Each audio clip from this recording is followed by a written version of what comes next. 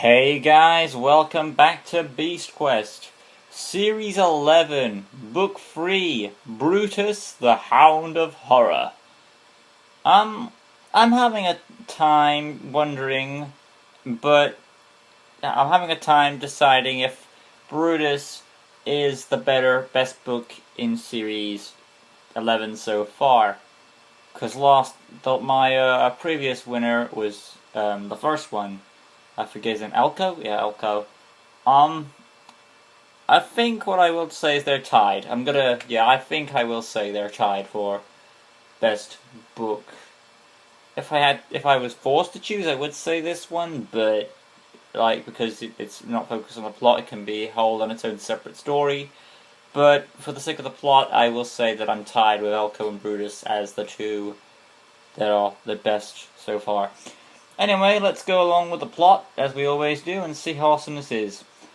Tom and Eleanor had beaten Tarek, and were planning on leaving. They soon discovered the next beast was called Brutus. They do call back to the plot of the Series 11 of explaining to me more clearly now that Storm and Tempest Storm and Silver couldn't come along due to the lightning storm path being too dangerous for them, despite sounding awkward as it was okay for humans to enter, but it was not okay for animals. It's well enough to bring new animals into the series. Anyway, Harf, who was the gruff warrior from the last book, told them they should stay, get some rest, but Tom stated their quest was more important and they should head out while they have daylight. Tom and friends took flight on their animals at night, while also explaining to us they managed to reclaim the wing devices from the last Beast Quest, and now had them stored for usage. It was hard to see at night, but they soon realized that their animals' wings could light up in the dark. After a bit more flying, they decided to land to give their animals a rest. They gathered some berries and took flight next morning, where they soon realized the mist got darker and around them. A woman came flying by and gave them gags to get past the mist. However, Tom wondered he would be able to fight like this. As he flew through the mist, I didn't find it a bit unsure for Tom to simply just receive a product from a seller who just so happens to be around the mist area.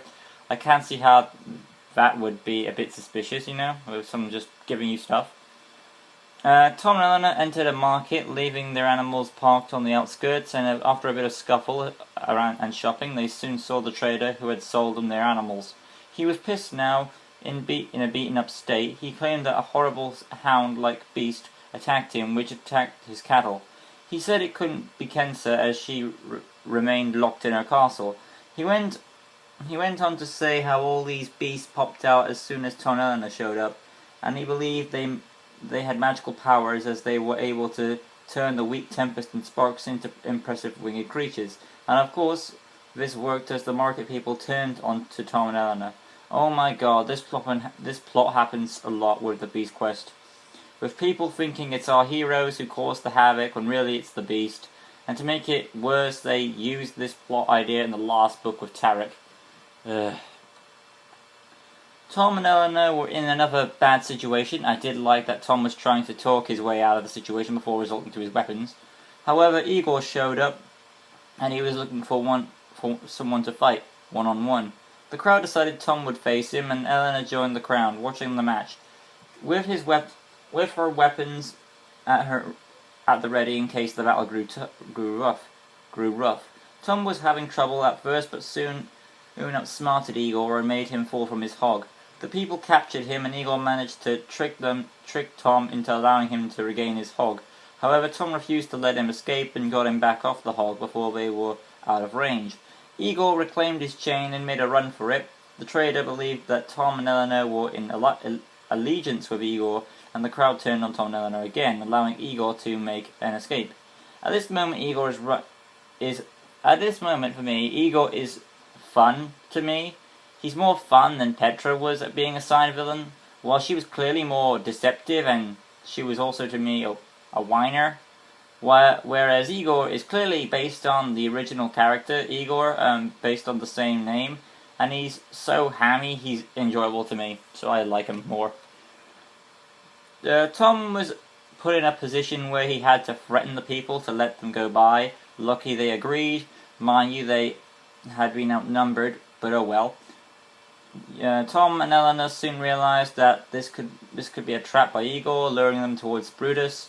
They bumped into Tempest and Spark, who seemed to have followed them, and then followed them here, and they used their wings to light through the thick fog they now entered. However, soon enough, a form was coming together. It was Brutus. Tempest and Spark flew back, and Tom noticed the claws to resemble Epos's talons. He believed this was the beast that contained her blood and her token, but how would he pull out Brutus's heart?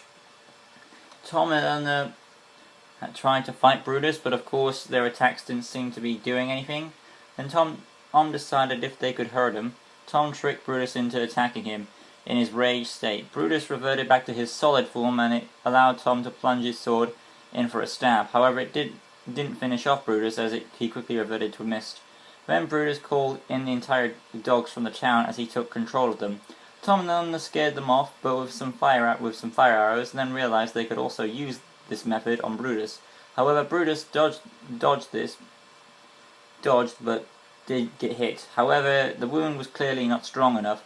They needed a greater source of fire. Then Tom remembered the furnace in the town, which they meant had to take a risk into bringing Brutus towards the town where the people were. Tom and Eleanor fended off the dog pack, which was still there, with some more fire arrows, while Tom and Eleanor went on a high rock to allow their animals to pick them up. They then instructed them to go to town, and it worked as they lured Brutus straight towards the town. The villagers screamed, but they had reached the forge, and Tom rushed inside with Brutus mad with rage for escaping his dog pack.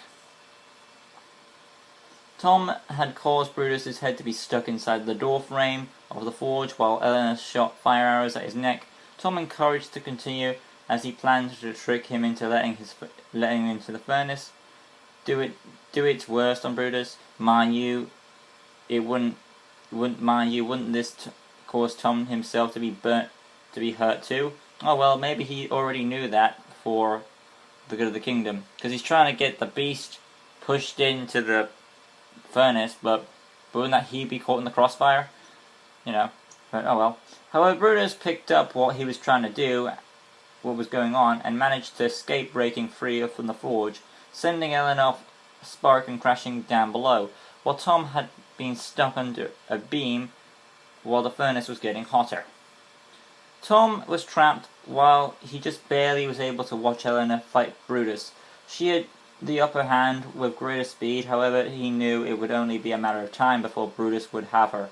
Then he remembered his shadow power on his jeweled belt. He separated his shadow from his body and told it to go and pick up the shadow of a sword and help Eleanor, as Tom was trapped under a beam. The shadow struck Brutus, but while they were fighting, Tom was rethinking his plan. He knew it would be better if he was free. Tom asked his shadow to return to him. With his return, he was able to slip under the beam. However, being near the furnace so long, he had taken its toll on Tom, as he felt he was going to pass out, and now it was not a good time. At this moment, the book had turned me around and invested. Tom, as he fell, nudged a bucket of water, and which splashed down on him, which gave him his energy back. Tom called out to Brutus and taunted the beast, which I really liked. Tom was so confident in this beast's weakness, he easily dodged Brutus, allowing him to be consumed by the flames. However, the spell on the dogs had not been broken. They fought off the dogs until Brutus was completely gone. It worked, and Tom saw the yellow jewel, which was Brutus's heart, and Epos's talon. I realize now why fire was his weakness, as it was from the flame bird, Epos. I found it shocking that the jewel didn't become a token, but the token and the jewel are both separate pieces. Anyway, the destruction in the forge caused all the beams to break. It was coming down on our heroes, and they had to leave. Tempest flew in, rescued our heroes just in time, landing where the people were, and they had seen enough to believe Tom and Eleanor were on their side. The trader apologized for his suspicions, and he offered them food and water. They told the people to investigate Kenta's castle, and our heroes took flight, and Tom vowed to save Hencrow. Overall, this is a very good book. It has a rough start, but as soon as you get to the good stuff, it's worth it is worth the wait. It's a nice, gentle story. In the end of the day, one that you could easily pass by. And yeah, I had a good time. So yeah, that's why I put, which is the same feeling I had with Elko. So based on that, that's why they're tied. So not Elko. Brutus is a great book that does rival Elko in its creative ability, far better than Tarek did. Anyway, guys, this has been my Beast Quest review on Brutus, and next time on Beast Quest Reviews, we will be doing the ultimate burning fire that is Flamar, the Scorched Blaze. I'm looking forward to that one. Till then, guys, peace.